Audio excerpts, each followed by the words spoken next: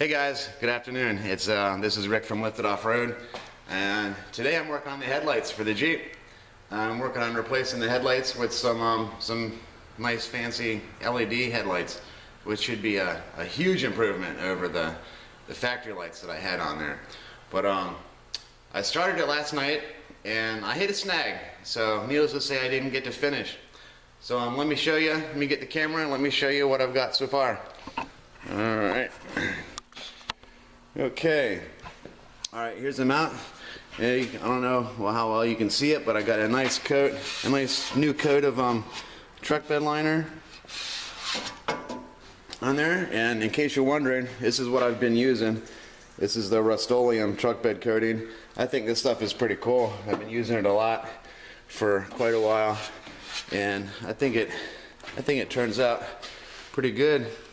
Now I do admit I forgot to put something behind these grates to keep the paint from getting into the radiator, which I don't know. I mean, from here I can still see through it, so I don't think I messed it up too bad. But anyway, I got, the truck bed liner on the rings and around here, so my grill is nice and fresh looking, which I think is awesome. But here's the snag I got. These little holes right here, this is where the trim ring goes for the headlight bezels, the trim rings. There's a little plastic doohickey thing in there that you can see this one, little plastic doohickey thing that holds the screws. When I took the screws out, or actually when I took the lens off, this fell apart. And there's 3 of them for this particular one. And there's one up here, this one is still there, and that one's still there. But I lost this one. And on this side, I lost I lost all 3 on that. So as of now, there is nowhere for the screws to hold the bezel on. So, but fortunately, I should still be able to have the headlight mounted, because the headlight screws into these little tabs right here, which are part of the adjuster frame. So I can still mount the headlight. I just can't put the bezel ring on yet. I have to find some of those little clips. And same with this side. I can only put 2 screws on that, but not the 3rd one, which it'll hold it on, but it's not ideal. So I can get the headlights mounted. I just can't put the trim rings on. Last night I stopped working because I thought I did not have this. There's supposed to be 2 of them. This is the ring that actually holds the headlight onto the frame.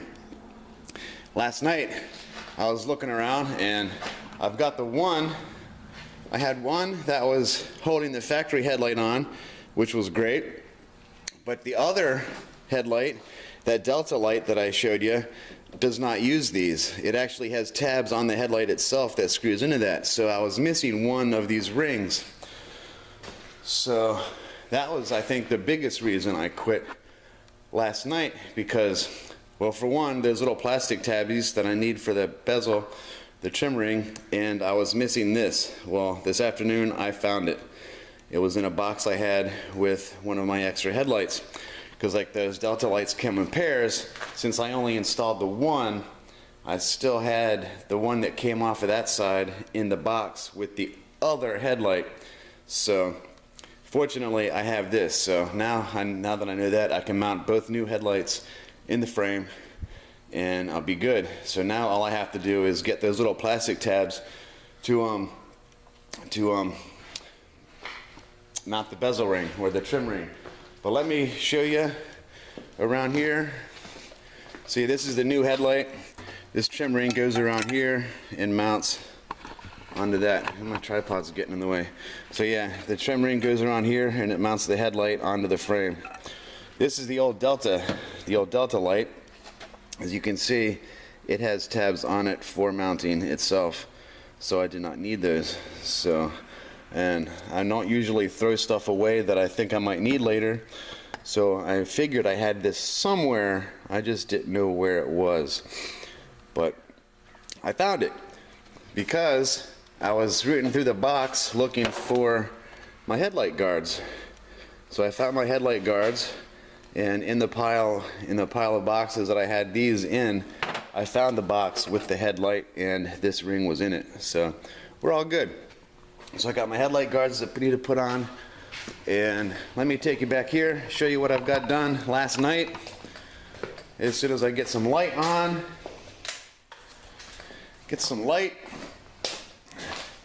so last night I took the trim rings off and I got some paint. It's still kind of tacky. So it needs more time to dry. But let me get it unstuck from the board. Here's the trim ring that I had already. So that's the one I had. Now I just gotta paint the other one to match. And yeah, this paint's still tacky. I don't know, because I have to use these. I don't necessarily have to put those on right away until I get those plastic thingies, but I do need to use these.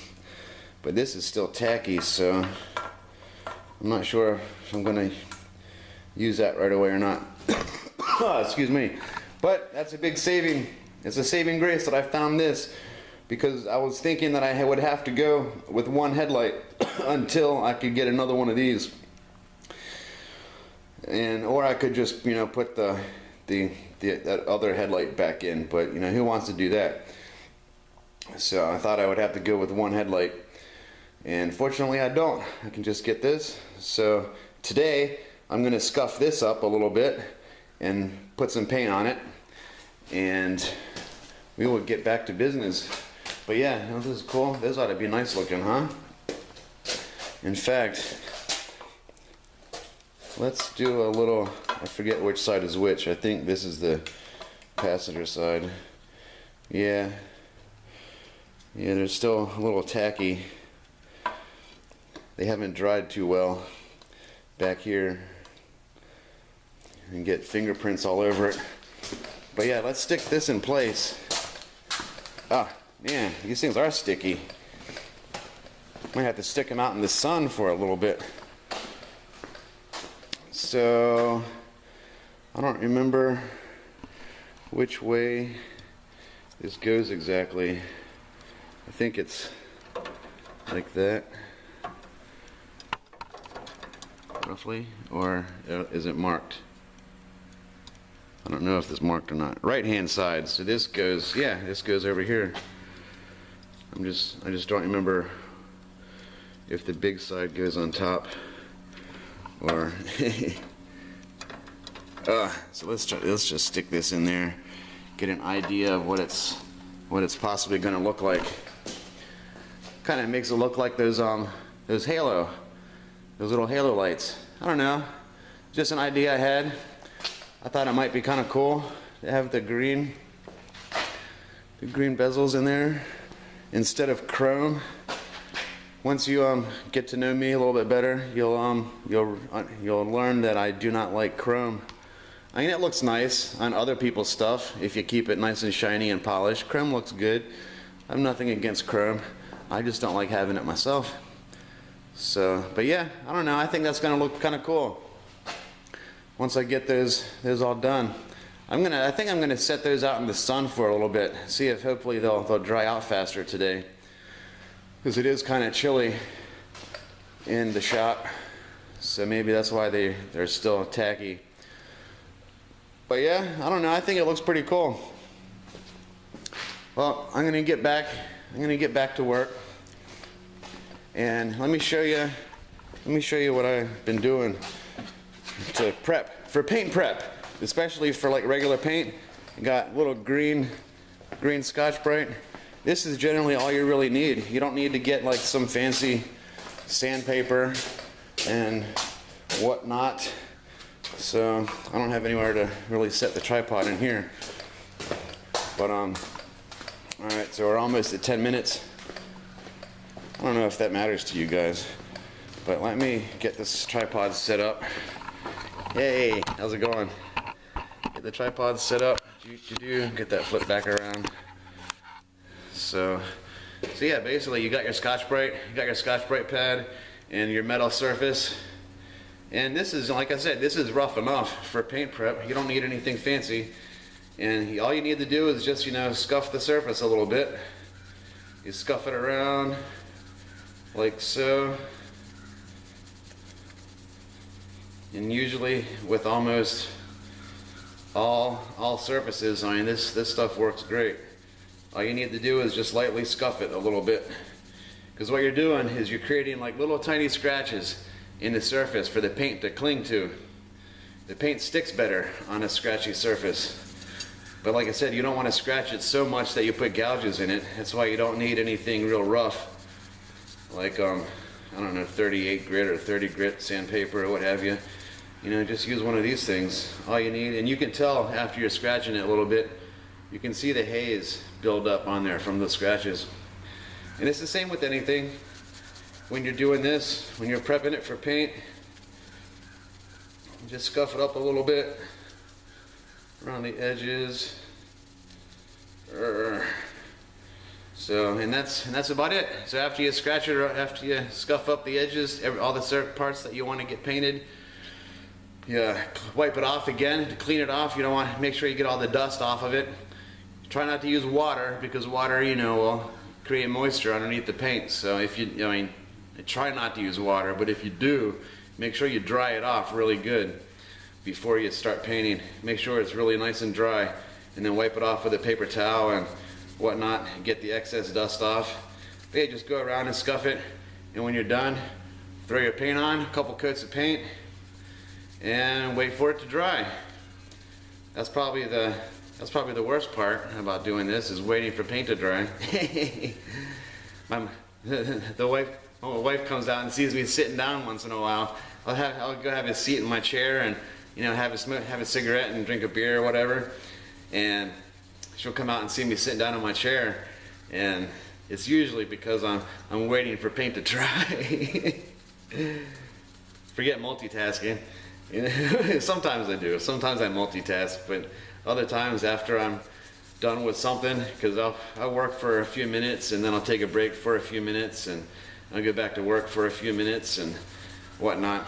Just the other day I was joking with the wife, because I was working on painting the rear bumper, the tailgate, and the tailgate and some of the other parts. I was waiting for paint to dry, and I was working, and she was doing laundry at the time, and our laundry is right in front of the door.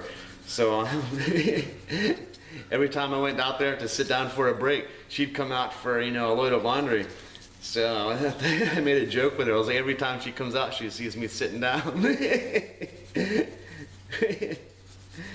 I guess our timing is just, our timing was just like that day.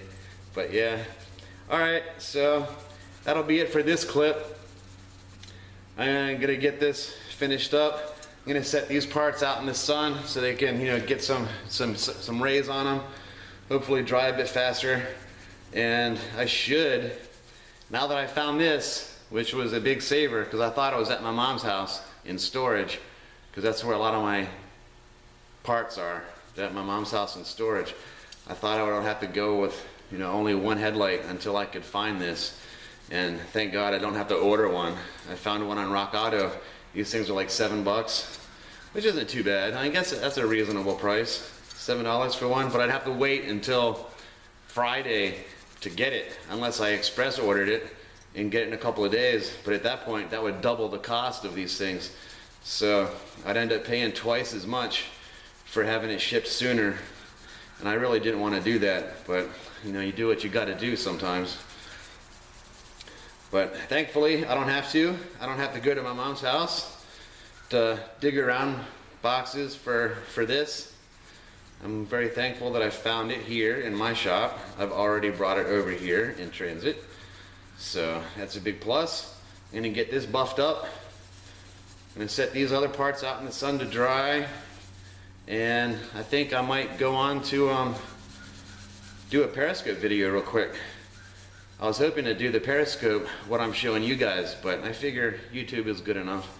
Since I don't have to hold the camera, Periscope, I have to hold the camera and do stuff, so. But with this camera, I could just set it up and do my filming, which is cool.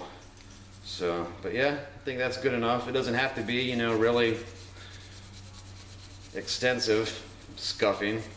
You know, just enough to scuff the surface a little bit. However much you feel like doing, make the paint stick better. So, that's what I'm gonna do. I suppose, but yeah, I gotta try to go to the auto parts store and see if I can't find these little plastic doohickeys.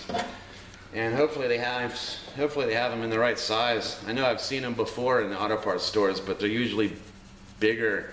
And these ones here are pretty small. So hopefully I can find some in the right size so I can put these trim rings back on. And then I can get the light guards mounted and be done with it. And it'll be pretty badass. Once my headlights are finished, then I'm gonna start putting the front bumper on. Because that bumper comes out quite a ways. And then if I did the bumper first and the headlights, I'd have a hard time reaching the headlights. I'd have to bend over and reach. So doing the headlights first. And I got a coat of paint or bed liner on the front grille, which I've been wanting to do for a long time. So that's pretty cool. And yeah, that's about it. So in the meantime, thanks for watching. Hope you're getting a lot out of my shenanigans. And I'll see you guys again later. In the meantime, like, comment, share, subscribe, do all the YouTube stuff. This is Rick Campbell from the Lifted Off-Road Shop, and I will be signing out. Thanks for watching. See ya.